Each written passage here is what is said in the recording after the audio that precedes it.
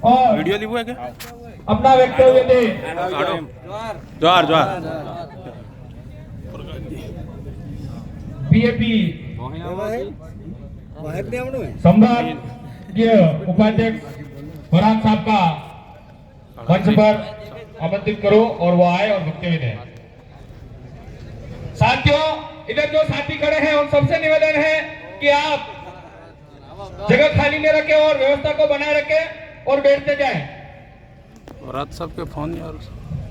आप सभी को जोहार।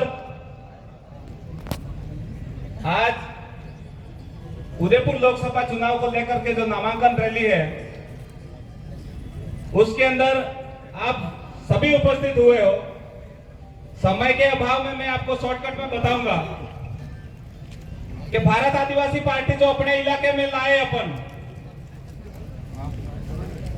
हमारे बीच में जगदीश भंडारा नहीं रहे और आज उदयपुर के आसपास के इलाके में कुंभलगढ़ का क्षेत्र हो, चाहे हमारे खेरवाड़ा वाला जो इलाका है वहां की बात हो, हमारी जमीन को छीनने की बात आ रही है। लेकिन जो खेरवाड़ा के आसपास के जो युवा साथी हैं वो कहीं न कहीं अभी भी भटके हुए हैं। जो डीएमआईसी दिल्ली बंबई औद्योगिक कॉरिडोर जो कांग्रेस की सरकार लाई है और उस इलाके के अंदर सर्वे भी चल रहा है और हमारे को उठाने की बातें भी चल रही है। वहां के आदिवासी पूरी तरह से डरे हुए हैं। इसके बावजूद भी ऐसी पार्टियों का समर्थन आ रहा है कि हम तो उसको साथ देंगे। उन युवा साथियों से कहना चाहते हैं कि ये दिल्ली बंबई औद्योगिक कॉरिडोर है, इसके अंदर अगर अपने इलाके से अपनी आवाज अगर दिल्ली में नहीं जाएगी तो आने वाला वक्त हमारे लिए इतना खराब होगा कि हमारे लिए एक शमशान घाट भी नसीब नहीं होगा। साथियों, अगर हमारी आवाज यहां से दिल्ली जाएगी तो हम हमारा बचाव कर सकते हैं, नहीं तो हमारा बचाव भी हम नहीं कर पाएंगे। इसीलिए उदयपुर भारत आदिवासी पार्टी के अंदर ज्यादा से ज्यादा युवा साथी जुड़े और अपने घर परिवार के अंदर जो भी है सगा संबंधी है, आप सभी इनको मिलकर के जोड़े और भाई श्री प्रकाश जी को यहां से दिल्ली के लिए आप अपना अमूल्य वोट देकर आगे भेजे, नहीं तो कांग्रेस की सरकार ही ये डीएमआईसी लाई थी। और दूसरी बात कि हमारे यहाँ उदयपुर के अंदर राणा पुंजा हॉस्टल है, लेकिन उस राणा पुंजा हॉस्टल के कई विद्यार्थियों ने कई बार यहाँ आंदोलन करे। यहाँ के जो उम्मीदवार हैं वो यहाँ के अधिकारी थे, लेकिन इन्होंने इन युवा साथियों की आज तक एक भी बात नहीं मानी है और यहाँ का वार्डन लगातार इन विद्यार्थियों को परेशान कर रहा है।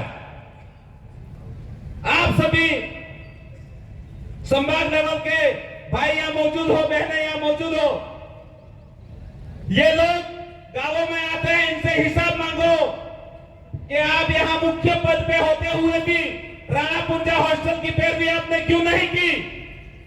हमारा युवा साथी अलग अलग इलाके से इस हॉस्टल में पढ़ने आता है, आज वहां पे दारू पी करके गैर आदिवासी जो विद्यार्थी हैं और कई सारे तो नॉन विद्यार्थी उस हॉस्टल में रहते हैं, वो इनसे आए दिन झगड़ा करते हैं।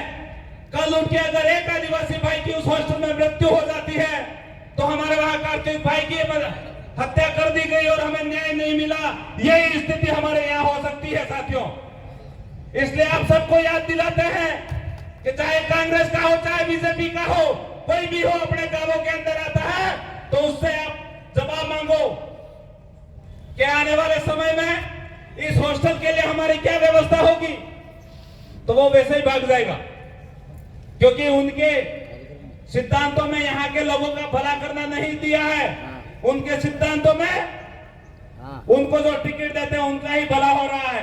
अगर वो अपने लिए भला करते, यहाँ पर बैठे हुए आप सबकी शक्लें बता रही हैं, आप सबके गाल और मुंह के अंदर घुस गए हैं, दांतों के बीच में घुस गए हैं और गांवों के अंदर जो बुजुर्ग हैं उनके भी हालत यही है। तो इन लोगों ने अपने माँ बाप के ऊपर राज किया, माँ बाप के भी पेट अंदर, गाल अंदर, और आज आपकी भी उम्र होने आ गई, आपकी भी यही हालत है। तो अब सोच लो, ये लोग अगर अपना भला करना चाहते तो अपनी इतनी भी हालत खराब नहीं होती। तो युवा साथियों, बहुत सारे मेरे बातमी वक्ता हैं और आप सभी से यही रिक्वेस्ट है कि ज्यादा से ज्यादा वोट देकर भाई को जिताए।